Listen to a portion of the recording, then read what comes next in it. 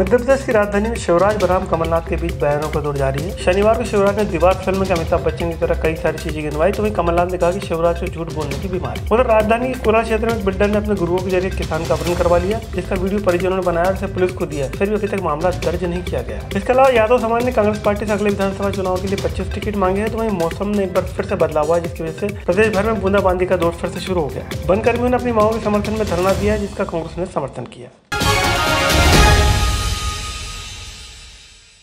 राजधानी भोपाल में जमीनी विवाद के चलते बिल्डर के हथियारबंद गुंडों ने एक किसान का अपहरण कर लिया, जिसके बाद किसान को बचाने के लिए उसकी 13 साल की बेटी ने हिम्मत दिखाई। किसान की बेटी बिल्डर के हथियारबंद गुरुओं के पीछे चाकू लेकर दौड़ी, लेकिन किसान का अपहरण कर लिया गया। बताया जा रहा है कि किसान की 2 एकड़ जमीन को लेकर बिल्डर के गुरुओं ने किसान का अपहरण किया। घटना कोलार में अमरावत कला पिपलिया बेराखेड़ी की है। परिजनों का आरोप है कि सुरेश साहू जबरदस्ती जमीन अपने नाम करवाने के लिए दबाव बना रहा है। पीड़ित परिवार शुक्रवार से कोलार थाने में मामला दर्ज कराने के लिए परेशान रहा, लेकिन पुलिस ने आश्वासन देकर उन्हें वापस घर लौटा दिया। चुनावी साल में कमलनाथ पर लगातार आरोप लगाने वाले शिवराज ने कहा कि ना सीएम पद के दावेदार इसलिए क्योंकि उनके पास हेलीकॉप्टर है, प्लेन है, पैसा है और वे उद्योगपति हैं। फिल्म दीवार की तरह शिवराज ने आगे कहा कि उनके पास भले ये सब हो, लेकिन मेरे पास जनता है। उधर कमलनाथ ने भी शिवराज का जवाब दिया और कहा कि वे साबित कर दे कि मेरे नाम से कहां उद्योग लगा और कौन कौन सी संपत्ति है। नाथ ने कहा कि शिवराज को अक्सर झूठ बोलने की बीमारी है और उनका खाना भी तब तक हजम नहीं होता जब तक वो उनके नाम से झूठ ना बोल ले।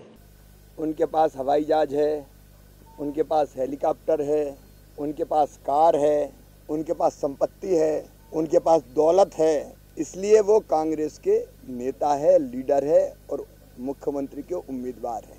ये कांग्रेस के नेता ही कह रहे हैं। वो इसलिए है कि उनके पास धन दौलत के अकूत भंडार है, इसलिए वो नेता हैं। नेता का पैमाना ये हो गया, लेकिन हमारे पास जनता है। क्या वो बता सकते हैं कोई कंपनी, कोई उद्योग से क्या मेरा कोई संबंध है?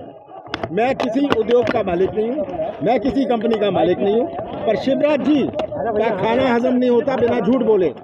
उधर पीसीसी में यादव समाज जुड़ा, जहां समाज ने प्रदेश की 25 सीटों पर समाज के उम्मीदवारों को मौका देने की मांग की। इस मौके पर पूर्व केंद्रीय मंत्री अरुण यादव सहित अन्य नेता मौजूद रहे। इस दौरान कमलनाथ ने कहा कि समाज की जनसंख्या के हिसाब से कांग्रेस उन्हें टिकट में हिस्सेदारी जरूर देगी।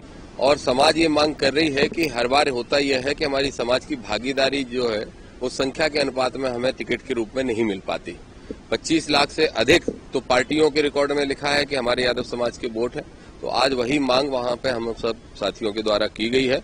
वो पूरी तरह से उस बात से संतुष्ट भी थे। बकाया बाइट आप लोगों ने बाहर ली तो मुझे नहीं मालूम उन्होंने क्या बोला, लेकिन वहां पे वो पूरी तरह से इस बात से संतुष्ट भी नजर आए और उन्होंने स्पष्ट कहा भी कि आपको संख्या के अनुपात में भागीदारी देके हम न्याय करेंगे। उधर एक दिवसीय धरने पर बैठे वन कर्मियों की मांग का कांग्रेस ने समर्थन किया। इस दौरान समर्थन देने के लिए विधायक पीसी शर्मा खुद धरना स्थल पर पहुंचे और कर्मचारियों से चर्चा की। शर्मा ने कहा कि वन कर्मियों द्वारा किए जा रहे इस धरने प्रदर्शन का कांग्रेस समर्थन करती है। उन्होंने कहा कि लकड़ी माफिया और बाघ टाइगर मूवमेंट को देखते हुए इनके शिकार से बचने के लिए वन कर्मियों द्वारा राइफल मांगे जाने की मांग का वे समर्थन करते हैं।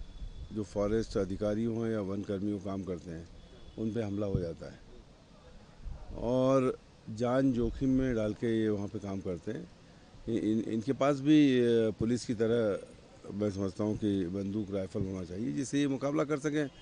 और फॉरेस्ट माफिया जो जंगलों में लकड़ी काट लेता है, जो जंगलों में मध्य प्रदेश टाइगर स्टेट है, वहाँ जब जंगल ख़त्म होते हैं तो शेर और जो जंगली जानवर उनकी भी हत्या करते हैं और जो इनकी सैलरी का ग्रेड है उसको बढ़ाया जाए। तो ये तमाम मांगे इसका हम लोग समर्थन करते हैं। और मुझे उम्मीद है कि सरकार दुनिया भर की घोषणाएं चुनाव आ रहा तो कर रही है, तो कम से कम ये इस मामले में इनको सीरियसली लें, इसको करें। तो मैं मध्य प्रदेश की विधानसभा में पहले भी उठाया, आगे भी उठाऊंगा। मध्य प्रदेश में मौसम में एक बार फिर से बदलाव की पूरी संभावना बनी हुई है। शनिवार को फिर से मौसम में बदलाव देखने को मिला। दरअसल एक नया वेदर सिस्टम के असर से प्रदेश में फिर से कई जिलों में बादल छाए हैं, साथ ही तेज हवाएं और बूंदाबांदी का दौर भी शुरू हो गया। हालांकि पिछले 3-4 दिन से तापमान में बढ़ोतरी देखने को मिली थी और कई जिलों में पारा 40 डिग्री के पार चला गया था, लेकिन एक बार फिर से मौसम में बदलाव आया और बादल छाने के साथ बूंदाबांदी के आसार बने हुए।